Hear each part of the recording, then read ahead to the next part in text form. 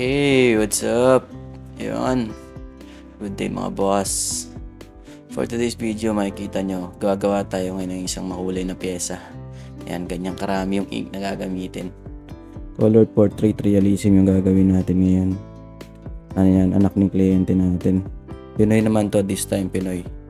Pinoy yung gagawa natin. And hindi biro yung pinagdaanan ng pyesa na to bago namin nagawa.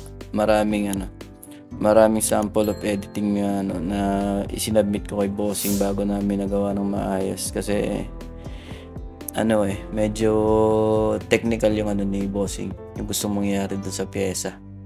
Nahirapan tayong bagayan yung yung binigay niya sa atin kasi picture lang ng anak niya yung binigay niya sa atin and gusto niya ilagay daw sa katawan ng isang angel. Yun, nahirapan tayo maghanap pero okay naman, gusto naman ni bossing yung outcome. Yan, so makikita niyo dyan, nag-outline ako dyan ng bloodline. Hindi siya totally para siyang bloodline. Pero pero diluted yan diluted yan ng kulay red.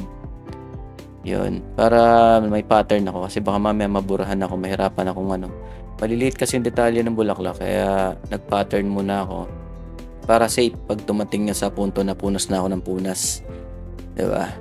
Sa paggawa ng isang realism mga boss, sa mga kapwa natin tattoo artist dyan na ngayon pa lang makaka-encounter ng ganito or ngayon pa lang niya susubukan, ganito ang pinaka the best option pagka nabuburahan ka or mabuburahan ka ng pattern ng stencil.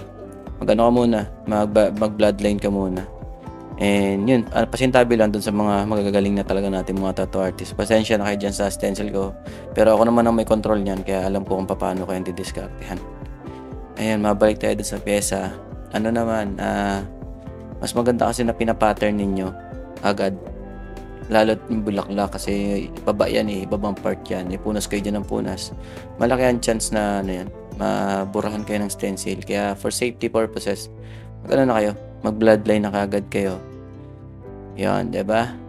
Tapos yung layering ng kulay ko dyan is dark to light ako. Hindi ako nagla-light to dark pagdating sa color kasi dumudumi pagdating na dun sa photoshoot, sa picture taking, sa video. Dumudumi siya. Siyempre mas gusto natin na malinis siyang ipe-present. Ayan Tapos yung gamit natin dyang ink is mix siya na iba't ibang brand. May World Famous, may Arctic Ink, may Fusion, may Eternal. Kung ano available sa akin, gaya ng sabi ko sa mga nauna kong video, kung ano lang available sa akin, yun lang yung ginagamit ko. Hindi tayo sponsored artist kaya wala tayong iniingatan na branding. Yan, di ba? Sa mga nagtatanong about sa mga kulay, hindi ko kasi siya hindi ko siya bigay sa inyo ng technical kung ano yung mga niya. Nagmi-mix kasi ako dyan. Nagmi-mix ako dun sa tip ng needle. Yun kasi yung diskarte ko. Hindi ako nagre-rely kung ano yung nandiyan. Kasi nag-a-adjust ako madalas dun sa kung anong kulay na nando doon sa pyesa. Mahirap kasi siyang ipaliwanag. Mas maganda kung nakakakita kayo ng actual. Yung actual na gumagawa ng colored. Mas masigit niyong maiintindihan. Kasi kung ako magbibigay based dito sa video, mahihirapan kayong intindihin kahit sabihin ko sa inyo step by step. Tapos, ang pinaka the best the best na mga dito is yung yung tinatawag nating color blending. Pag natutunan niyo yun, wala kayo sa akin, halos lahat ng klase ng colored tattoo kaya niyo nang gawin. Pag alam niyo na kung paano mag-blend ng kulay from dark to light, yun ang pinaka doon. Pinaka easiest explain. Pag natutunan nyo na yung dark to light ng colored, actually mas mahirap pa akong tutusin ng black and gray kasi tinitimpla talaga mismo ng mainam yun. Hindi ka tulad nito na may ready mix na ink, diba? Kung mga katulad ka ng mga idol natin, ng mga sponsored artist na, yun, pwede na kasi yung mga ink na, pero for sure sila, nakita ko na kasi magtattoo sila Dras sila Sir Dras, sila Sir Hom. Nakita ko na magtattoo yung mga yan ng personal kasi nakalaro ko na rin ng mga yan. Yun, talagang nagmi-mix pa rin sila. Nagmi-mix pa rin talaga sila ng mga ink para makuha talaga nila yung tamang timpla ng pyesa. So ayan, makikita ninyo separated na yung dark to light, diba? Tapos, ang gumagamit ko ritong needle pagdating sa detailing niya. Yung pagdedetalye, RS9RS yung gamit ko dyan. Nag-scribbling. Hindi ako gumamit ng RL. Why? Kasi sa sobrang liit, sa sobrang kipot nung area. Baka mabugbog ko lang kapabalik-balik. Kaya sapat na sa kanya yung RS. Kasi ganun din naman, full shading ko rin naman siya. Wala akong iiwang open space sa kanya. Full shading yan siya. Hindi yan siya katulad ng wash na may mga iniiwan tayong open space. Mga negative space. Yan. Tapos, yung sa sa mga part na kaya namang abutin ng M1 or RM, round magnum, inaabot ko na yan. Gumamit ako dyan ng dalawang magnum.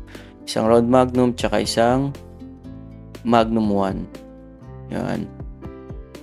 Basta ingatan nyo lang mga boss na makabugbog kayo doon sa kakapabalik-balik. Kung enough na yung nakita nyo na enough na yung ink na nandoon sa loob. Kung kita nyo na yung texture niya, kung sapat na siya para sa dark, sapat na siya para sa light. Huwag nyo na masyadong balik-balikan. More on tiyagaan lang talaga pag gagawa kayo ng colored mga boss. Kasi hindi siya biro gawin. Para sa akin, kung tutusin, mas mahirap ang colored. Hindi katulad ng sabi ng karamihan na mas mahirap para ang black and gray. Although mas nauna ko kasi natutunan ng black and gray kaysa sa colored. Kaya para sa akin, mas easy sa akin gawin ng black and gray. Pero nung na-realize ko nga sinabi nila na kaya kong gumawa ng colored, yun. Lumakas din naman ang loob ko na gumawa ng colored kasi nga sabi nila madali lang daw gawin ng colored kumpara sa black and gray. At yun nga, napatunayan ko rin naman sa sarili ko na oo nga naman. Oo nga, kaya ko nga pala talaga. Tapos yan, flesh tone yung gamit natin dyan pagdating sa part ng skin ng tinatatuan natin. Tapos sa flesh tone pala may technique dyan. Medyo tricky kasi ang flesh tone. Siyempre kulay ng balat natin yan yung flesh tone na yan. Gumagawa kayo ng portrait, huwag yung biglain. Dahan-dahanin nyo lang siya. Basta magtiwala kayo dun sa ink na in-apply ninyo. Kasi nung umpisa din, medyo basag talaga ako gumawa ng flesh tone. Start ninyo with brown. Tapos, pahupain nyo yung pamumula. Tapos, balikan nyo siya pagka humupa na, pumutok na. Saka kayo mag-apply ng light flesh tone hanggang sa flesh tone mismo. Adjust nyo lang, apply lang. Huwag niyong bibiglayin kasi baka mamaya ma-overpower yung kulay ng brown, basta ma-overpower yung kulay ng flesh tone. Mahirap kasi hindi na mababawi yun. Kung ano yung nandoon, yun na yun. Mahirapan na kayo doon, magkakaproblema kayo. Yun yung pinaka-tricky part dyan pagdating sa flesh tone. Kaya ginawa ko dyan sa flesh tone, apply muna ng brown, lipat ng ibang part. Tapos pag nakita ko ng pumutok na enough na yung brown na yun, punta na ako ng flesh tone. Tapos yun na. Dahan-dahan lang ng adjust. Nakikita nyo naman yan sa pagputok ng kulay. Mamumula talaga kasi gawa ng blood niya, ng dugo niya. Magkakaroon talaga siya ng pula. Yun yung pinaka dyan. Kaya yun yung mahirap para sa akin na na-encounter ko sa pagko-colored ko dati.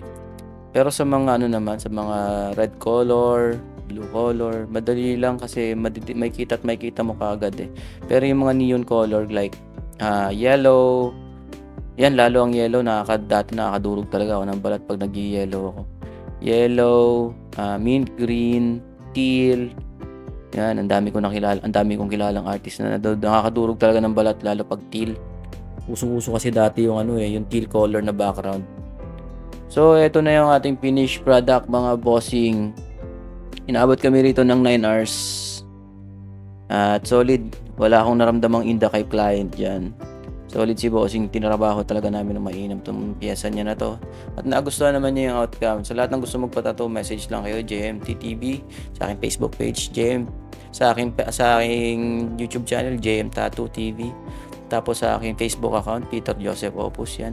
Nasa dulo ng video yung aking mga contacts.